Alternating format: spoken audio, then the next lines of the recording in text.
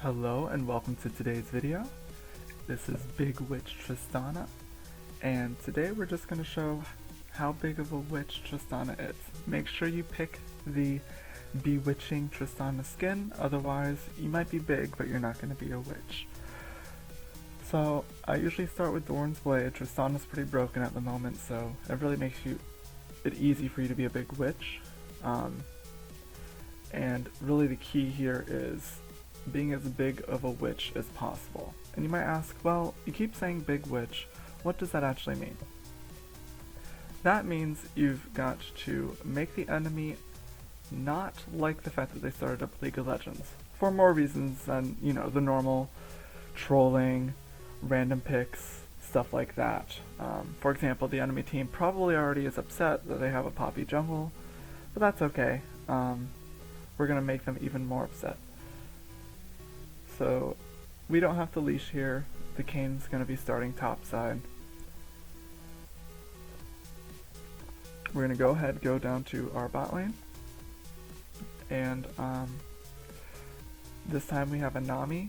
Typically if you want to maximize your big witch potential, duo with an annoying support such as Leona, Nautilus, or even something like the enemy Thresh, where you can make the enemy's lives not very pleasant.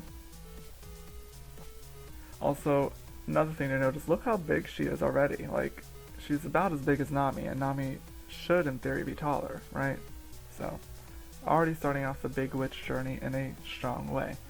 You can notice the enemy bot lane is not there. That means they leashed red.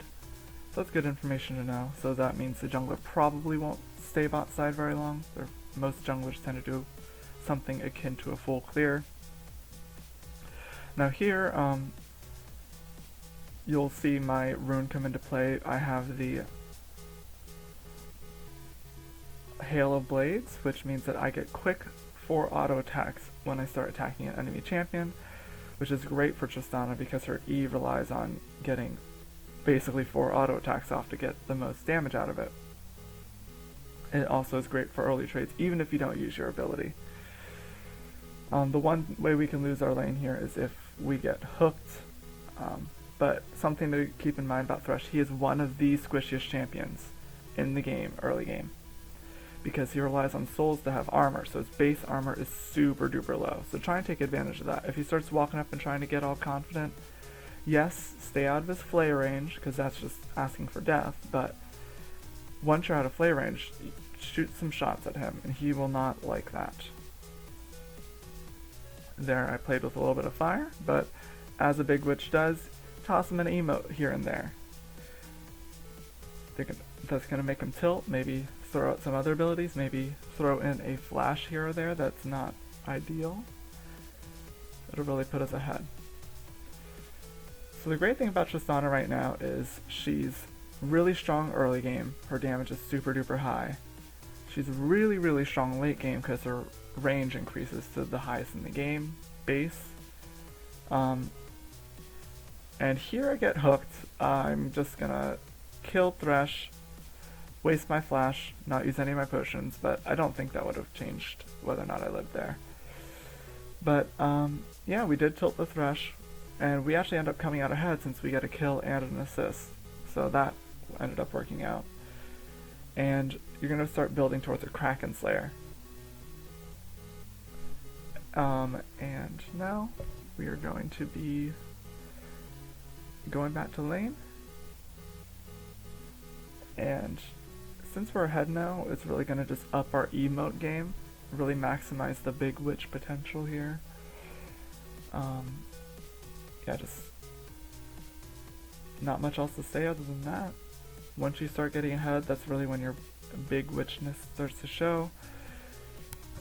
Oh yeah, and back to what I was saying. Tristana's really strong early game. Her E deals massive damage if you manage to get the proc off. Her W resets on kill or on exploding your E. And your Q just gives you massive attack speed. It doesn't even cost mana. So here I let Thresh get a little bit too close to me, but it's okay. I'd wait for the flay and then I jump out and toss him the emote. And so Tristana's mid game is normally her weak point. However, there's something in the game right now called a Phantom Dancer, which gives you insane stats. Basically, all you need to do is just auto attack a few times, and you'll just have crazy, crazy mid game stats. Meaning that Tristana's only weakness, which was mid game, is now no longer a thing. So that's why she's really just a big witch, just naturally as a champion right now. Here I'm going to try and get as much farm as possible. Alright, alright. Only missed one under tower, so great. Try and keep the enemies aware of where Thresh is, because he does have a decent gank. He enables tower diving and stuff like that with his lantern. Avoid the feather minigame from Xayah.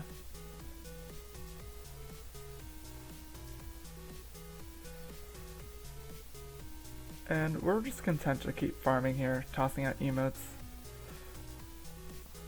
Show him the champion that I banned, which was Leona, because nobody likes Leona.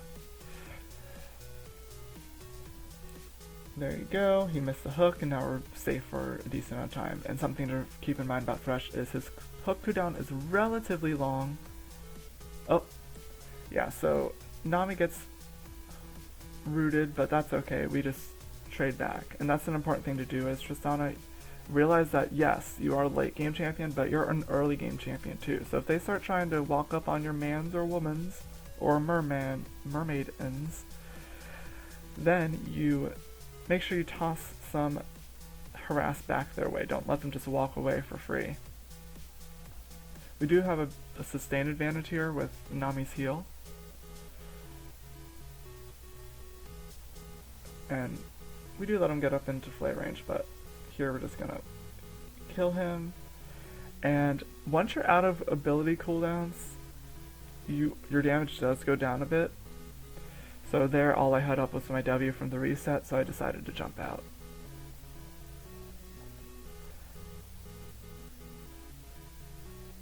And I try and buy the most expensive components in my mythic first. Go big or go home, as the big witch Tristana likes to say.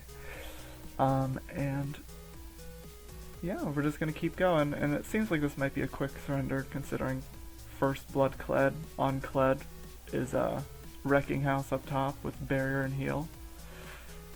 So maybe not the best display of big witch Tristana's power, but still, I'll take a win. And once you get your high noon quiver, you're gonna be feeling pretty good about farming. Here, if I waited a second longer, I could have gotten all the minions, but I didn't. It's okay. I won't beat myself up over one minion. Quick ADC/support tip. If you place a pink ward or are using your Oracle's Lens and revealing a ward, if you allow an ally to kill it, you both get the gold. And I know that's probably something most people know, but it is a great tip, and it does sort of help build trust with people who you are not duoing with. Because yeah, I'm not duoing with this Nami, so.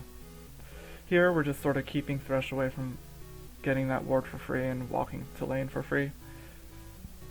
So lets us both keep him out of lane and from EXP, as well as sort of keep Xayah off the wave as well.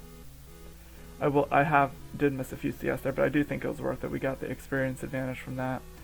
Nami's much closer to 6 than Thresh is, probably. Here Nami does not know how to play the minigame with Xayah, but it's okay.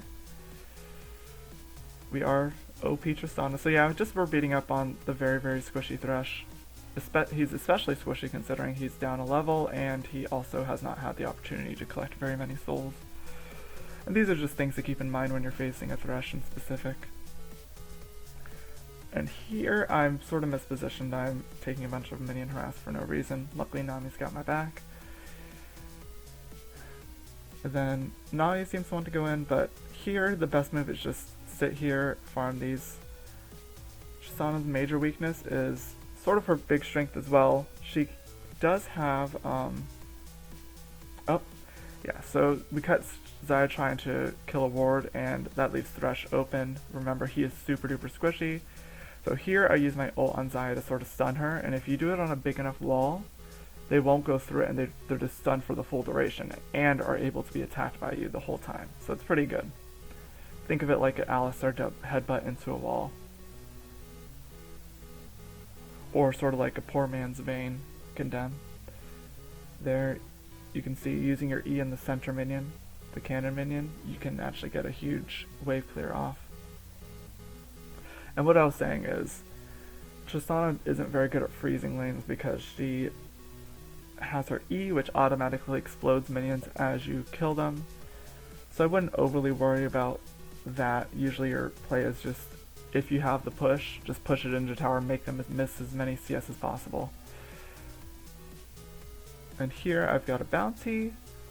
The Xayah is only on a Noon Quiver, and I have a full mythic item, as well as I'm part of my way to my Phantom Dancer.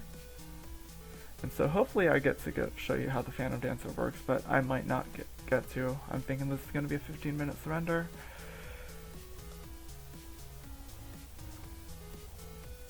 And so basically the only way we can lose this lane is if we sort of intentionally walk into hooks or feather storms that get rooted. So I'm going to jump in on the Thresh, maybe attack the Xayah a little bit. Here I'm going to flash out. And oh yes, that ult is going to turn it around, because the Nami has the Imperial Mandate, which is going to increase the damage. I could jump in here, I just don't think it's the wisest decision. And then, yeah, just farming up. There's still plates to be had. I'm going to let them try and chase down the Xayah if they want. I'm going to get solo plates. I think that's worth. We get 320 gold just from that. And something cute that you can do is build up your Kraken, and it won't proc on towers. So if an enemy comes, or if you want to farm minions, that is sort of a good way to do it. You can build up that third Kraken shot and then just only use it on minions or enemy champions. And it definitely tends to be a bit more of a win more item. So if you're behind, it doesn't do as much, but it's still a great item to have.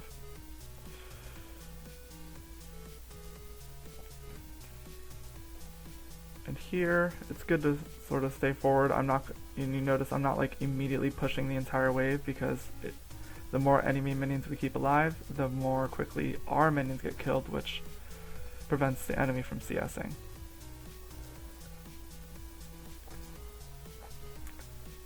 Here the Thresh is sort of holding the wave. That's okay. There's not 4 ranged minions, which is sort of the magic number to keep the wave frozen, and they end up just pushing it out anyway.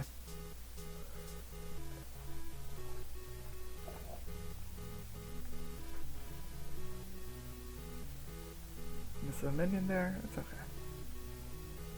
Nami's killing the ward, and see, we're so far ahead, we're such a big witch that they can't even like attack us. Thresh is basically frozen with fear. He got a hook, but I don't think it matters. Yeah, so that was everything. I got rooted, I got hooked, I got flayed, and I still get away. And that's even without a Nami heal. She didn't even heal me yet until that point. So, yeah, didn't even use my ult. So once you become a big witch, really the enemy will need a gank to kill you. And yeah, I don't think I'm going to be able to finish the Phantom Dancer this game, if the enemy does indeed surrender at 15 minutes. But I forego upgrading my boots. A Zeal increases my movement speed regardless, gives me attack speed and crit chance. All in all, great item if you have enough gold for it when you back. And it sort of removes the delay. Here you can see Xayah walk up. It's pretty obvious she put a ward in here, so I'm going to take the free 30, which is worth more than the minion I lost doing that. You can see my crits are starting to do some big witch damage.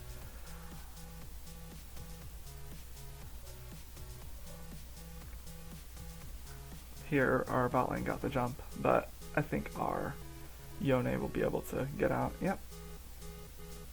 I'm considering taking this Scuttle Crab. Not a wise decision. We'll walk back because we don't know who else can be there with the Xayah and the Thresh. Nami should probably stop attacking it, but I'll ping her off. If she dies, she dies. And then if she does die, I'll just be like, I'm such a witch, you know? So it really does provide a good excuse if your ally makes a suboptimal move. Alright, and notice I am maxing E first. It gives you great pushing power. It gives you the most bang for your buck, pun intended.